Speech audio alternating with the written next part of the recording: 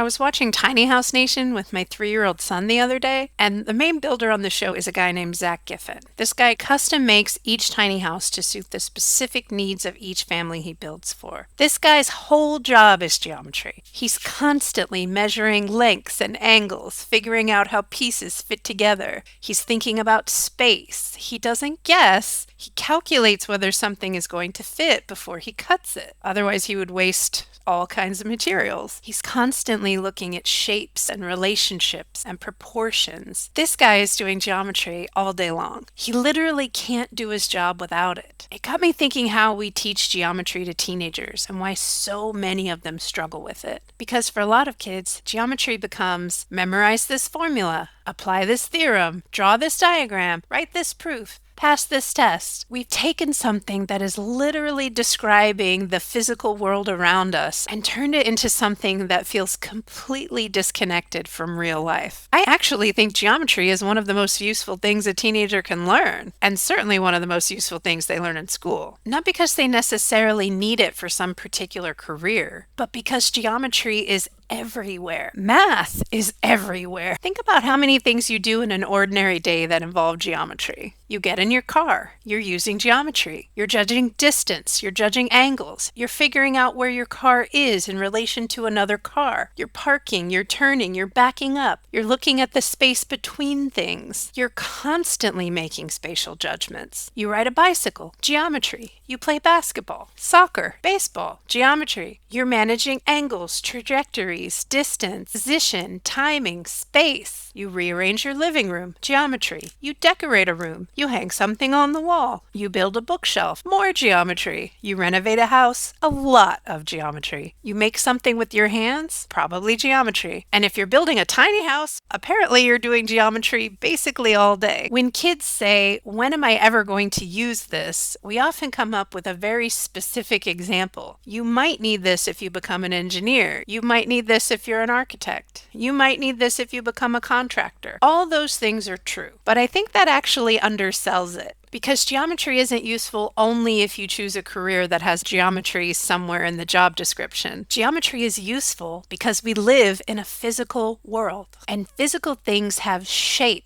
They have size, they have position, they have relationships to one another. And geometry gives us a language for describing those relationships. Math itself is a language. Math is the language of the universe. We didn't invent math, we discovered it, like gravity. The angles were there before we named them. The relationships between shapes were there before we put them in a textbook. Natural patterns in numbers existed before we wrote the numbers down. The world was doing what the world does, and humans developed a language that allowed us to describe, predict, and reason about what we were seeing. We called it mathematics. When your teenager learns geometry, they're not learning arbitrary rules that somebody decided to put in a textbook. They're learning to recognize relationships that already exist. Numbers have patterns. 2, 4, 6, 8. 5, 10, 15, 20. There's a pattern. But shapes have patterns too. Angles have patterns. Lines have relationships. Symmetry is a pattern. Proportion is a pattern. Movement through space creates patterns. And when you learn geometry, you're connecting all of those patterns. What information do I have? What relationships do I see? What else changes if I change this? What stays the same? If these two things have a particular relationship, what does that tell me? Those are useful questions. Not just on a test, in life. When you learn mathematics, you're practicing the habit of looking at relationships. You're practicing noticing patterns. You're practicing making predictions. You're practicing checking whether those predictions actually make sense. That's a pretty useful practice. Especially if you're raising a kid you hope will eventually be able to look at the world around them and make sense of it for themselves. So why do kids hate geometry? Geometry itself is fascinating, but the way it is often taught in schools is very different from actually experiencing geometry in the real world. If you're building something, you don't think, oh good, today I get to use the Pythagorean theorem. You think, I need to figure out whether this is going to fit.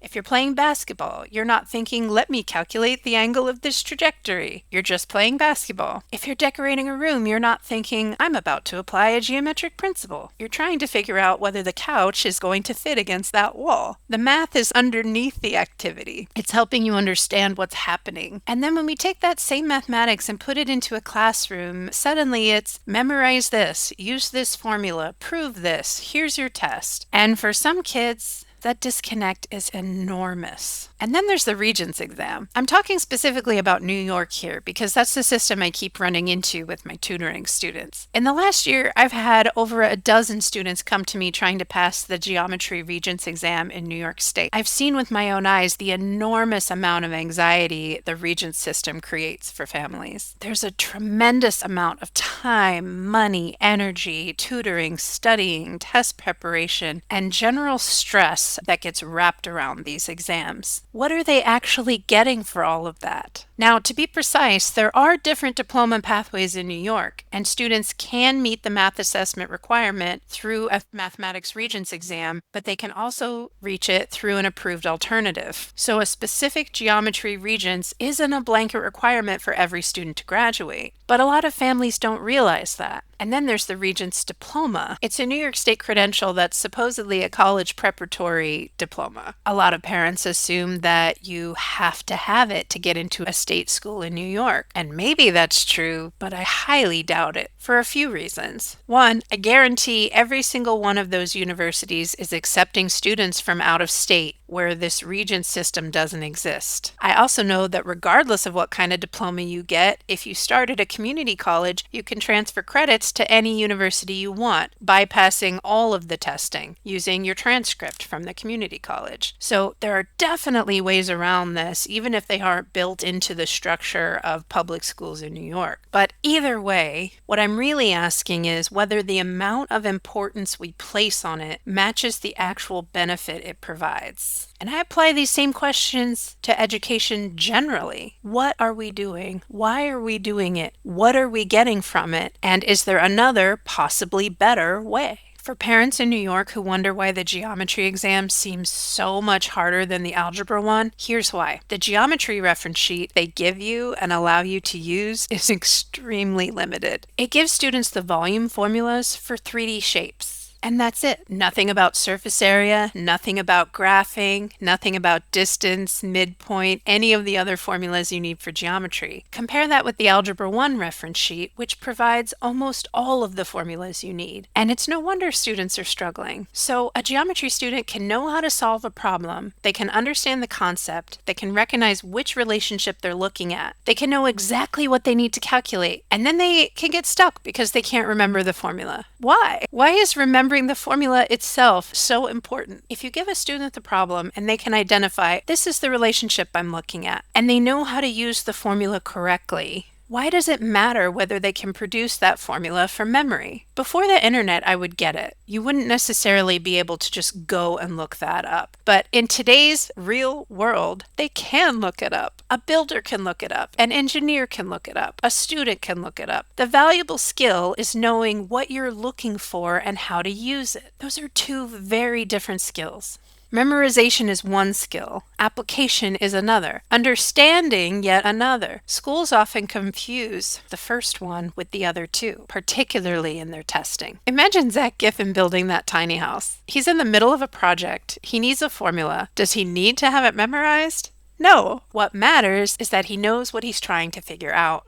He knows which relationships matter. He knows where to find the information he needs, and he knows how to apply it. That's what makes him useful. And that's what makes math useful. Once a student passes the Regents, then what? Most of them will forget everything they learned because they crammed it in for an exam and it never had a context. I want them to notice it in the real world. That's geometry. You're building something. Geometry. You're playing a sport. Geometry. You're riding a bike. You're looking at the structure of a building. You're figuring out how to fit something into a space. You're noticing symmetry. You're trying to understand how changing one measurement affects another. All geometry. Because geometry isn't just a collection of things you have to remember for school. It's a natural way to understand and interact with the world. Not every teenager needs to become a mathematician. Not every teenager needs to love geometry. But there is something pretty incredible about learning to look at the world and recognize that there are patterns underneath what you're seeing. Shapes have relationships. Numbers have relationships. Things change in predictable ways. Some things stay constant. And once you start seeing those patterns, you see them everywhere. I was watching a guy build a tiny house with my 3-year-old. I wasn't watching a math lesson. I was watching somebody use mathematics. And maybe that's one of the reasons kids sometimes think they hate geometry. Maybe they don't hate the subject itself. Maybe they hate the way geometry has been presented to them. There's a big difference. If your teenager is taking geometry this year, I've created a free geometry survival guide to help you, the parent, understand what they're actually dealing with and how you can support them without having to become their geometry teacher. I'll drop the link below and I'll see you next time.